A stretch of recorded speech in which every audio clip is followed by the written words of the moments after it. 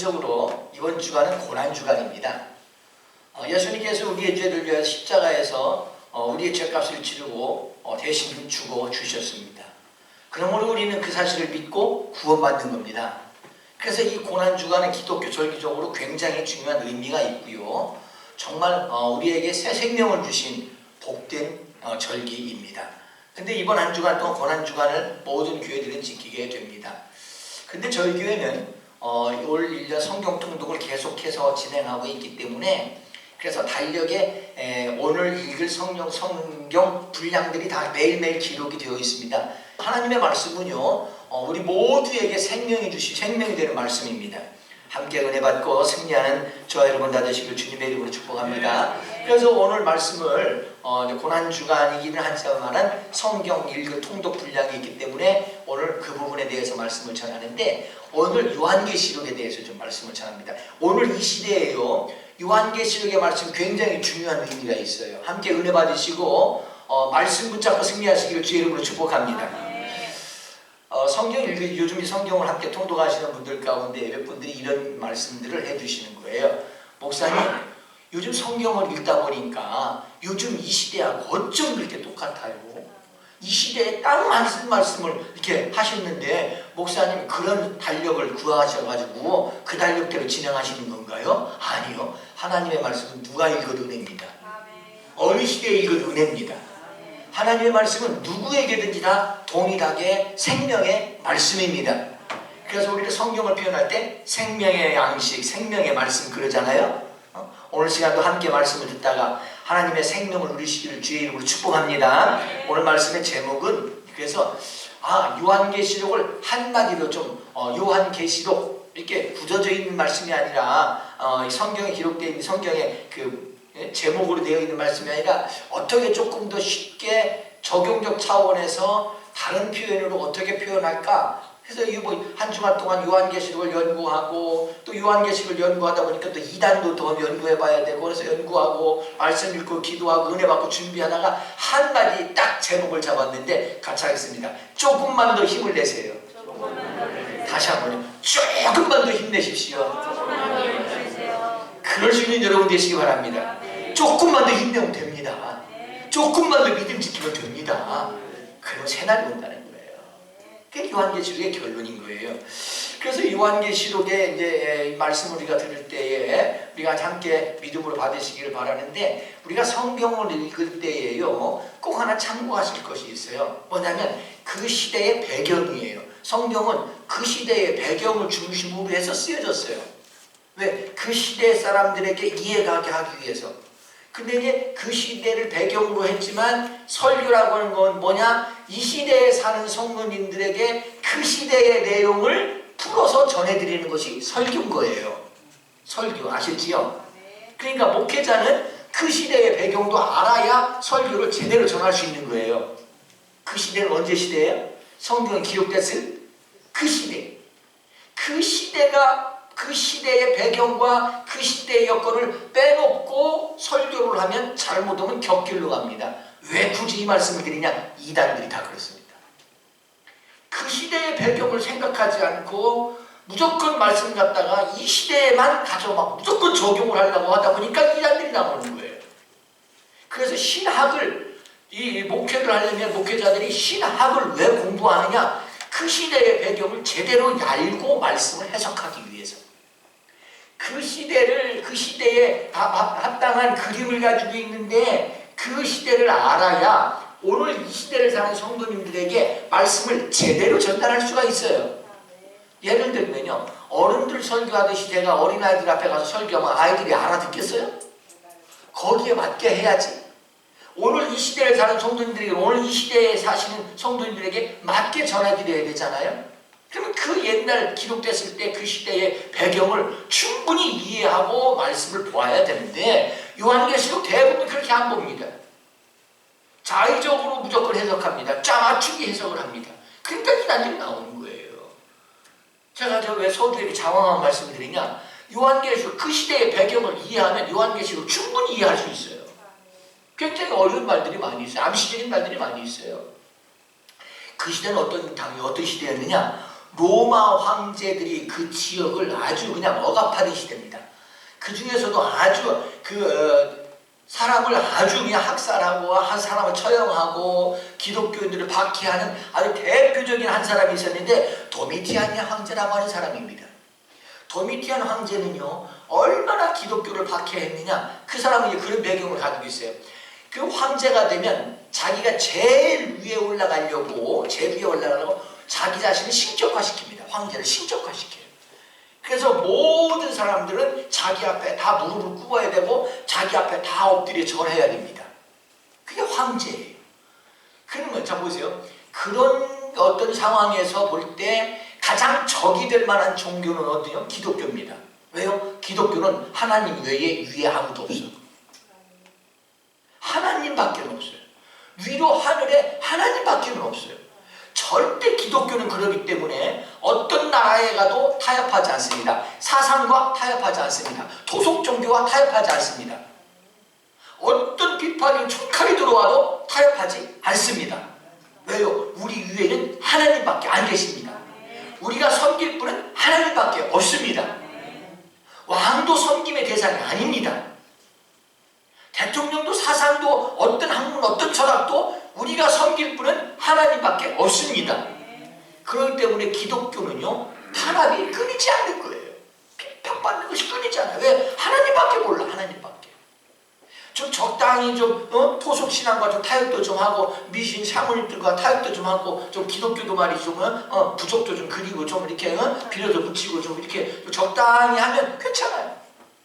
좀 음식 차려놓고 절도 좀 하고 적당히 타협하면 괜찮아요. 근데 기독교는 하나님밖에 없어요. 그러니까 이 도미티안이라는 황제가 눈이 뒤집혀가지고요. 황제가 81년도 그러니까 AD 81년도에 이제 황제가 됐는데 아주 눈이 뒤집혀가지고 자기를 그냥 최고로 하는데 기독교인들은 굽히질 않는 거예요. 기독교인들은. 찬양을 한다고 해서 누구를 찬양하고 누구를 저렇게 높이고 그러나 그랬더니 하나님밖에 없어. 그러니까. 자기를 찬양하지도 않아. 자기를 높여주지도 않아. 하나님밖에 몰라 이것들입니다. 이것들이라고 죄송한데 이분들은 하나님밖에 모르는 거예요. 그냥 절대로 그냥 굽히지가 않아요.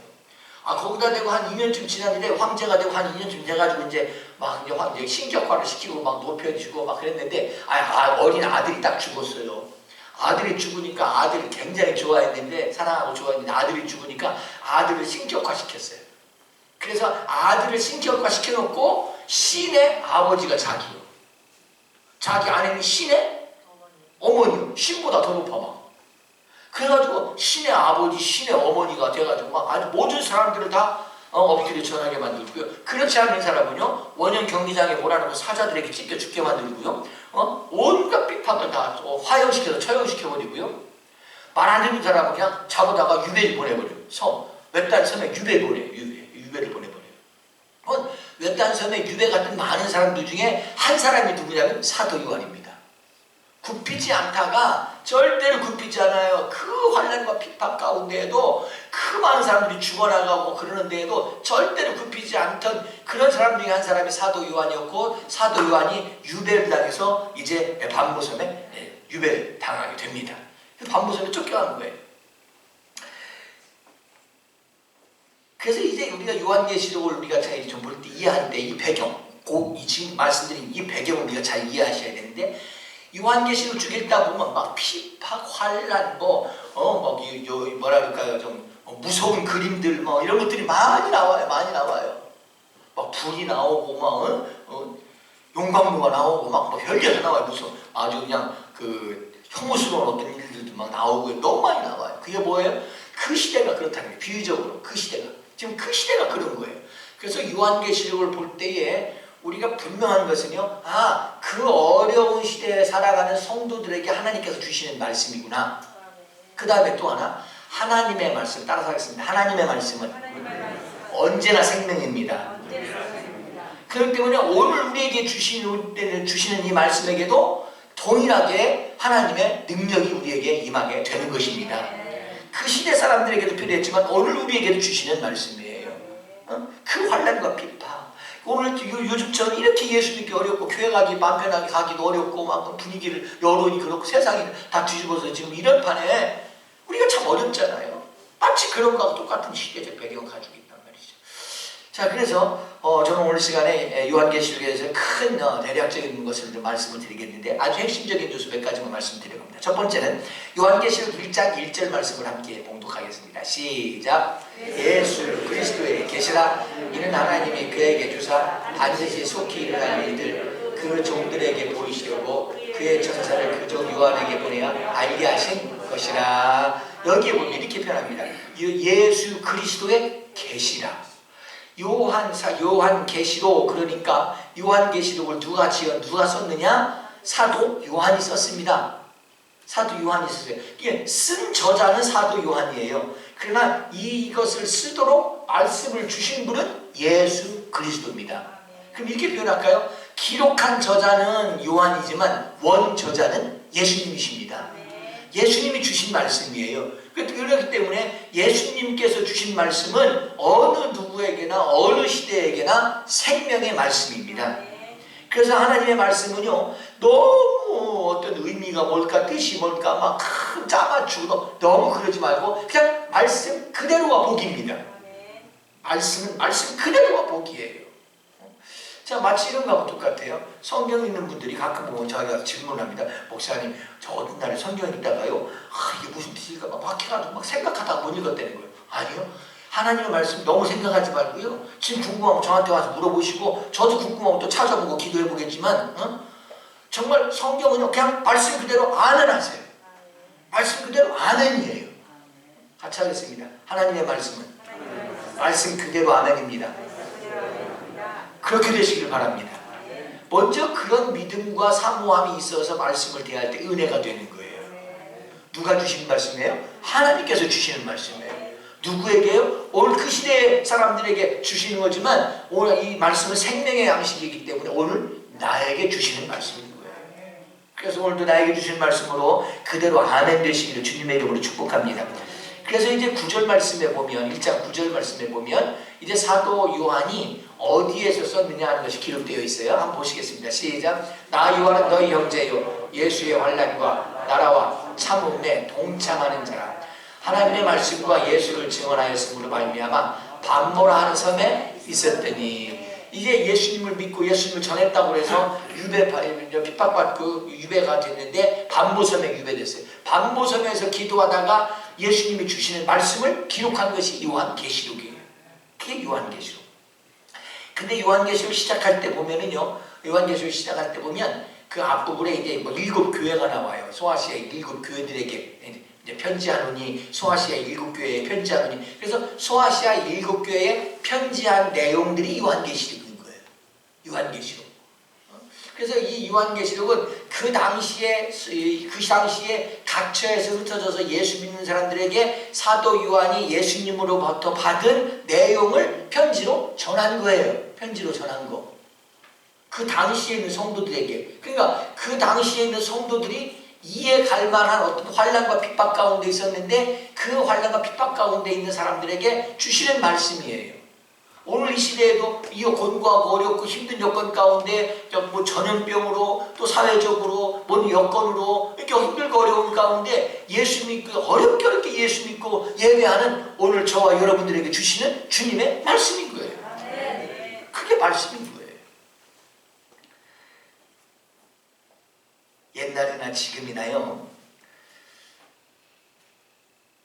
이제 우리가 종종 이 요한계시록 해석할 때 종말이다 정말 이런 어떤 표현들을 많이 하는데 그 옛날이나 지금이나 달라지지 않은 말이 하나 있답니다. 그게 뭐냐면 늘 어른들이 그러잖아요. 젊은 친구들 보면 요즘 애들 버릇없어, 요즘 애들 이해가 안 가. 그건 옛날에도 그렇게 됩니다.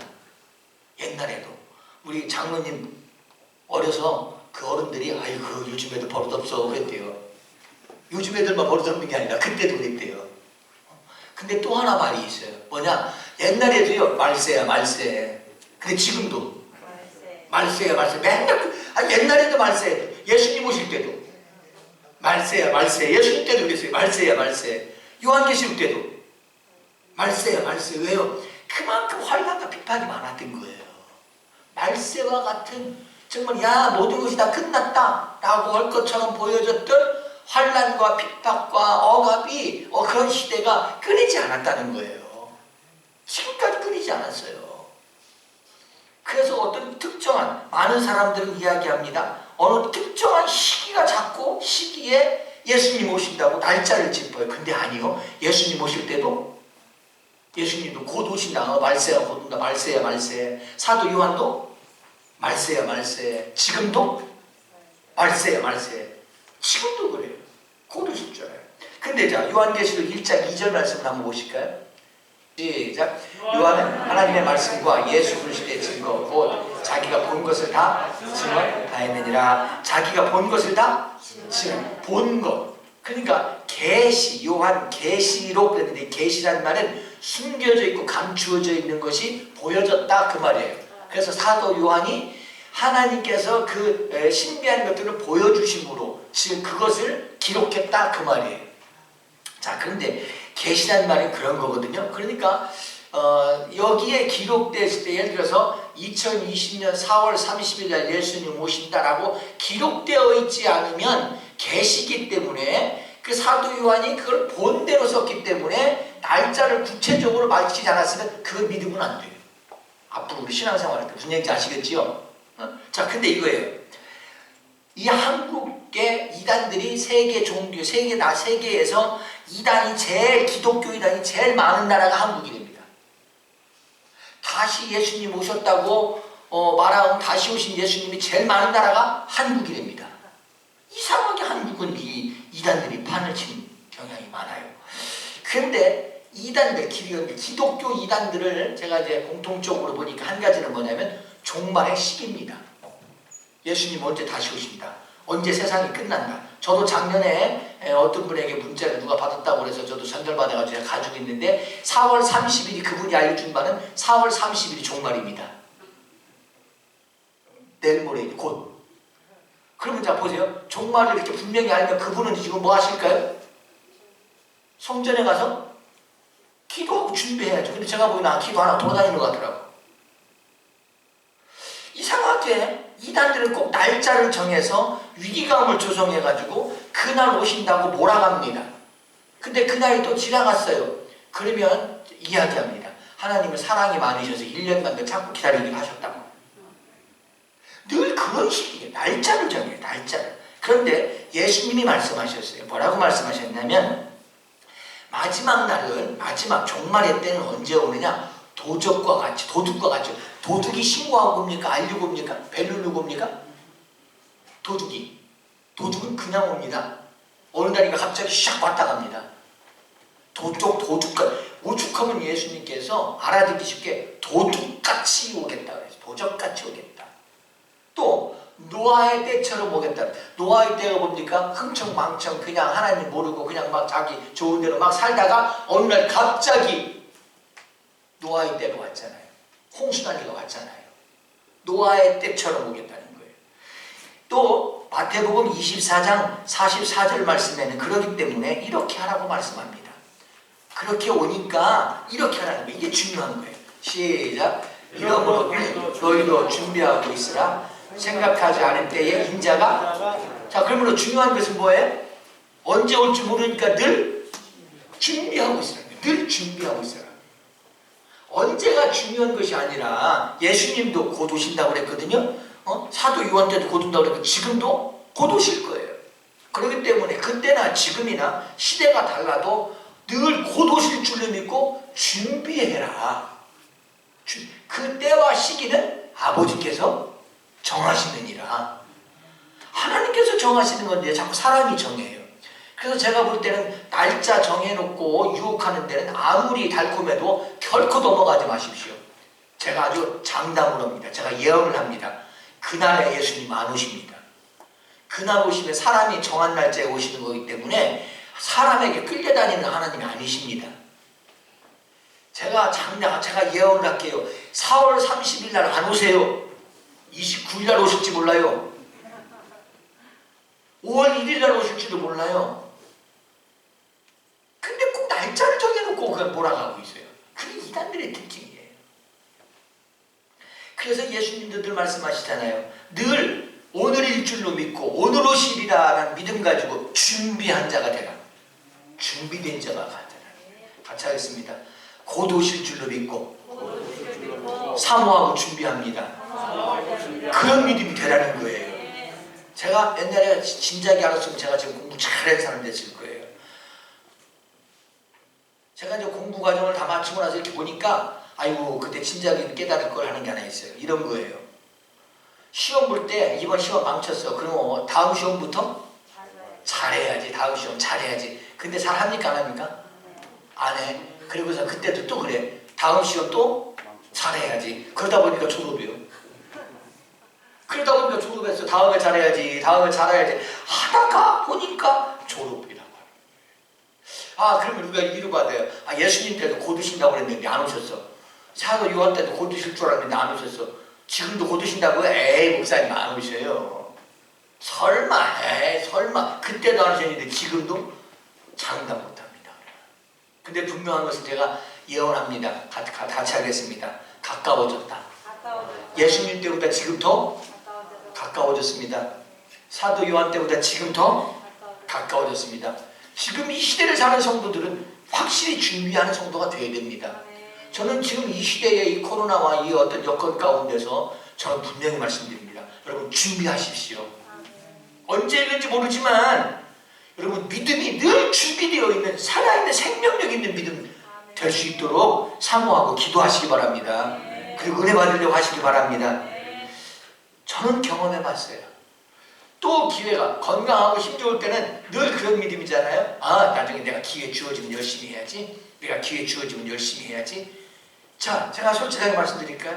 제가 부목사로 오랫동안 있으면서 내가 이제 담임 목사로서 기회 주어지면 내가 열심히 말씀 잘 전하고 열심히 준비해서 전해야지. 그래서 이제 개척을 하고 이제 또 열심히 준비해서 막 했는데 어느 날이가 복 쓰러져가지고 꼼짝 못해요. 복 쓰러져 아무 장담 못해 쓰러져 꼼짝 못했어요. 그래서 제가 안식년 들어가기 전에 마지막 주일에 설교하면서 제가 어서 말씀을 못 전하겠어요. 호흡이 안 따라와요. 말씀을 못 전하겠어요. 숨을 못 쉬겠어요. 숨을.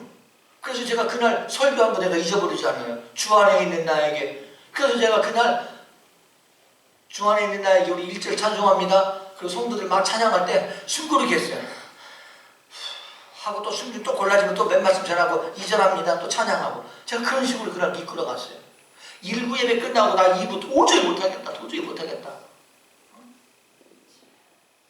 그때 또 저희 집사람은 또 강단에서 쓰러져 죽어도 해야 될 일 아니냐고. 그래서 또 올라가서 또 2부 예배 설교하고 그리고서 이제 도저히 못하게 생겨서 이제 더 이상 숨도 못 쉬게 생겨서 산소호흡기 갖다 놓고 꼽아놓고 앉아있다가 병원 예약해놓고 그러고서 그냥 하루아침에 획 실려갔어요.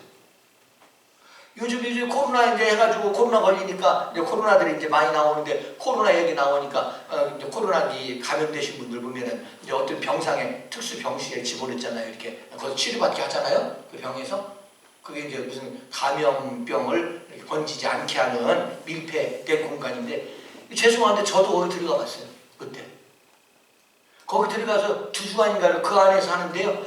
야, 뭐 누구도 들어올 수도 없고요. 간호사, 의사도 딱 정해진 사람만 들어오고요. 거기서 막 생사를 지금 왔다 갔다 합니다. 생사를 그 음압병실에서 생사를 왔다 갔다 하고 지금 그러는데요. 체력은 다 떨어지고 지금 중약하냐 지금 다 의사들도 깨우깨우다고 앉아있고 다 그런데 오늘은 이쪽 방에서 울음소리가 들리고 오늘 저녁은 또 이쪽 방에서 울음소리가 들리고 그게 무슨 말인지 아시죠? 또 사람이 바뀌었나 싶으니까 또 며칠 있다가 또 울음소리가 들리고 막 못 견디겠어요 사람이 이게. 야 이거 진짜 믿음 잘 준비하지 안 되겠더라고요. 그렇게 하다가 그냥 병실에서 갑자기 들어가게 되는데 못 견디겠더라고요. 어느 날인가는 위에서 누가 자꾸 검은 옷을 입고 와서 쫙 와있어요. 쳐다보고 있어요. 그래서 깜짝 놀래가지고 나 아직 가면 안 되는데 누가 다 데려왔나 보네. 하나님이 보내셨나? 그러고 보니까 또 안 보이고 또 눈을 감고 자려고 또 뭐가 보이고 막 생사를 왔다 갔다 하는 그러한 지경에 있었어요. 그러면서 제가 기도했어요. 하나님 부목사로 있을 때 기회만 주어지면 열심히 목회하고 열심히 말씀 전할게요. 기도하고 열심히 말씀 전할게요. 그랬는데 막상 개척을 하고 이제 열심히 하려고 하는데 이렇게 되면 이거 어떻게 해요? 교회가 무슨 꼴이 되었어요 지금. 그러니 하나님 한 번만 더 기회 주세요. 한 번만 더 기회 주세요. 그랬더니 의사들 놀랄 만큼 회복이 빨라가지고 아침에 여기 와 있잖아요. 이렇게. 말씀 전하잖아요. 그러면서 제가 그때 하나님께 약속을 했어요. 주님, 제가 남은 기간 동안 하나님이 얼마나 더 허락하실지 모르지만 남은 기간 동안에 헌혈을 바랄게요. 마지막 하나님이 주신 기회라면 내가 결코 소홀히 하지 않을게요. 어떤 분들이 그러시더라고요. 어떤 목회자들도 저한테 그런 얘기 하더라고요. 목사님, 정부 방침인데 왜 목사님 예배를 드려요? 예배를 드리고 난 현장 예배하고 영상 예배하고 동시에 진행한다. 그랬더니 목사님 정부 방침인데 그걸 왜 굳이 그렇게 하시려고 그러세요? 나는 처음부터 방역은 최대한 철저히 한다. 모든 걸 다 동원해서 방역하고 준비한다. 근데 왜 예배를 드릴 수밖에 없느냐? 죽었다 살아나보면 한다. 한번 내가 죽었다가 살아나보면 내가 왜 지금 살아있는지, 하나님이 내게 왜 생명의 연장하고 기회를 주셨는지 그거 알게 될 거다. 그렇다고 해서 죽었다 살아나는 말이 아니요. 내게 생명 주신 이 기회에 한 번 예배 더 드릴 수 있다는 거, 저에게 축복이다. 내가 목회자로서 강단에 서서 호흡할 수 없을 그때도 있었고 아무도 면회도 할 수 없었던 공간 안에 갇혀있는 그런 기간도 생사의 공간을 지나도 봤지만 하나님께서 호흡하고 마음 놓고 말씀 전할 수 있는 이 기회 주셨을 때 나는 한 번 더 말씀 전하는 것, 나는 오늘이 마지막이라고 생각하고 전한다. 오늘도 동일합니다. 저 왜 예배 드리냐면요, 내일을 장담할 수 없으니까. 저 오늘 또 왜 저를 잘 아시는 분들은 저렇게 할 수 있는가 저분이? 그럴 수도 있어요. 근데 제가 목소리를 높여서 힘을 다해서 말씀을 전하는 것이 왜 그러냐? 제가 오늘 말씀드리는 것이 마지막일 수 있으니까. 또 다음에 기회가 있겠지. 저 그렇지 않습니다. 오늘 이 자리든 영상이든 여러분 모두 한번 생각해 보시기 바랍니다. 다음에 기회를 보장하실 분 계십니까? 다음에 기회 보장할 사람 아무도 없습니다. 제가 부목사를 쓸 때 기회가 주어지면 열심히 해. 아니요. 안 되더라고요. 하나님께서 건강을 쳐버리시면 안 되더라고요. 그러면서 제가 깨달은 것이 있어요. 주어졌을 때 열심히 해야 되는구나. 한 번 기회 줬을 때 마지막이라고 생각하고 다 쏟아내야 되겠구나. 저는 그래서 오늘도 예배 진내합니다. 오늘도 말씀 전하는 것입니다. 여러분 앞에 마지막이 될 거라고 하는 생각을 가지고 전합니다. 다음에 또 기회가 있겠지도 그렇게 생각하지 않습니다. 이단들의 공통점이 또 뭔지 아십니까? 늘 종말의 시기를 정한다는 것. 또 하나의 공통점은요, 다 예수님이에요. 다 예수님. 자, 사진 하나 보시겠어요? 이단들의 공통점은요, 우리나라 이게 이단들이에요. 우리나라 대표적인 이단들이에요. 여기 이 옛날, 아주 옛날 분인데 이건 옛날의 이단, 우리나라 이단이에요. 옛날 이단. 이것은 아주 최근 이단이에요. 이만희 씨. 여기도 요새 한참 저기 하는 이단이에요. 안상홍 씨. 다 공통점이 뭡니까?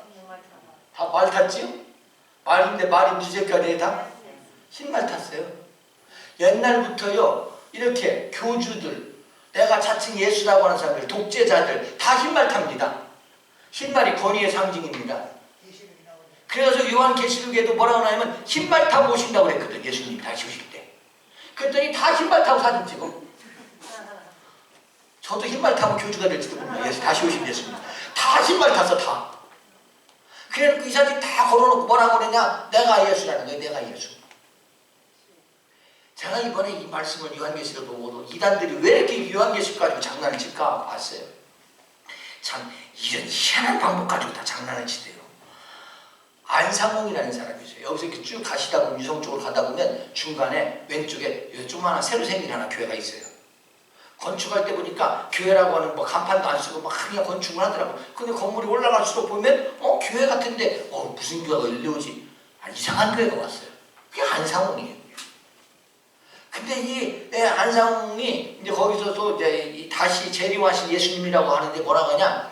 구약의 다윗이 40년 동안을 이제 통치했습니다. 40년 통치를 해서 다윗이요. 그래서 성경에 40년 이게 굉장히 중요한 어떤 분기점을 가져오는 의미가 있는 숫자인데 예수님도 광야에서 40일 동안 금식하셨고 그래서 40을 맞춰야 된다는 거예요. 근데 예수님은 몇 년 여기서 사역을 하셨냐? 30살, 30살부터 이제 한 공생에 사역을 하시면서 3년 반을 사역했어요. 3년 반. 근데 40년이 안 되잖아요. 응? 그러니까 대략 크게 보면 이제 한 37년 정도 남았단 말이죠. 36년 반 뭐 이 정도 40을 채우려면 남았단 말이죠. 근데 안상홍이 30살에 세례받고 69살에 죽었는데 그 안에 거듭나고 그래가지고 37년을 꼭 사역했대네. 그러니까 예수님이 사역한 3년 반 외에 나머지 40년을 안상홍 씨가 다 채웠대요. 그래서 예수님인 거예요. 그래서 그분이 예수님이라 뭐라고 하느냐? 기도할 때 우리는 성경대로 누구를 통하여 기도합니까? 마지막에 예수님의 이름으로 기도하지요. 성경대로. 근데 거기 계신 분들은 안상홍이 다시 오신 예수님이니까 안상홍의 이름으로 기도드립니다 그래. 아니 희한한 논리들을 가지고 이 장난을 쳐요. 또 하나 이단의 공통점, 숫자 가지고 장난해요. 14만 4천이 어쩌고 뭐 2마리 용이 어떻고 7마리 용이 어떻고 뭐 그런 것들을 숫자를 앞뒤로 자르고 망치고 뭐 곱하고 빼고 나누고 더하고 해가지고 이상하게 날짜들을 가지고 장난을 날짜 가지고. 안상홍도 14만 4천, 이만희도 14만 4천, 다 14만 4천 가지고 장난을 해요. 14만 4천이 넘으면 이제 뭐 진짜를 고르는 기간이라고, 또 진짜 시험 봐서 해야 된다고, 또 시험 보고 그 안에 들어가려고 막 알바해가지고 헌금에다가 싸다 받쳐버리고 그 안에 14만 4천 안에 들어가려고 이상하게 그런 짓을 가지고 장난해. 근데 성경은 그렇습니다. 언제 오실지 모르니까 늘 준비해라. 14만 4천 그 숫자 가지고 장난도 아니고 늘 성경은 그렇습니다. 언제 오실지 모르니까 늘 준비하는 자가 되라는 거예요. 그래서 요한계시록의 마지막 결론이 뭔지 아십니까? 중간에 막 여러 가지 이야기들이 많이 나오는데 마지막 결론이 뭐냐면 요한계시록 22장 20절 제일 마지막 성경 구절 한 절을 보시면요. 시작. 이것들을 증언하시니가 이르시되 내가 진실로 속히 오리라 하시거늘 아멘. 주 예수여? 아멘. 주 예수요? 마지막 결론이 뭐예요? 예수님? 그 시대에 로마의 핍박 가운데에도 이 핍박의 날이 끝나는 것은 누가 오셔야 된다? 예수님 오셔야 된다. 오늘 이 시대에 종말과 같은 이 시대에 코로나 때문에 모든 세상이 뒤집어져 있는 이 세상에도 누가 오셔야 끝난다? 예수님 오셔야 끝난다. 주님의 응답하심이 있고 주님의 역사하심이 있고 주님의 손대심이 있어야 지금 이 환난과 핍박이 끝나게 될 것입니다. 그러므로 오늘 동일합니다. 예수님이 답이십니다.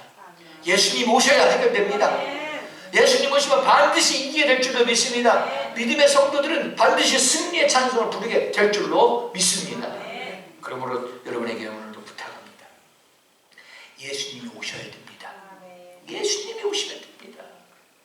언제냐? 그거 중요하지 않습니다. 어느 지역에 오시냐? 그거 아닙니다. 오늘도 믿음의 성도들에게 오시면 됩니다. 오늘도 예수님이 우리의 삶의 현장에 오셔서 우리를 붙잡으시고 인도하시고 역사하시는 놀라운 은혜가 있게 되기를 주님의 이름으로 축복합니다. 주님의 이름으로 축복합니다. 기도하겠습니다. 사람들은 궁금하지요. 예수님 언제 오시냐? 종말이 언제일까?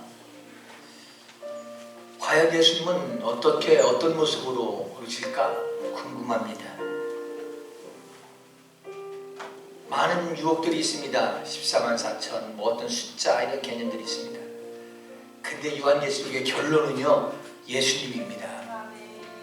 예수님 오시면 됩니다. 환난과 핍박, 그 종말의 이 시기에도 예수님께서 오셔야 이 문제들이 끝납니다. 성도들의 믿음이 깨어있기를 바랍니다. 준비된 믿음, 주님의 영광을 볼 수 있는 그런 믿음 되기를 바랍니다.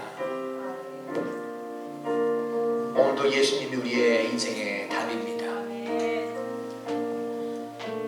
왜 나만 겪는 고난이냐고 불평하지 마세요. 고난의 뒤편에 있는 주님이 주실 축복 미리 보면서 감사하세요.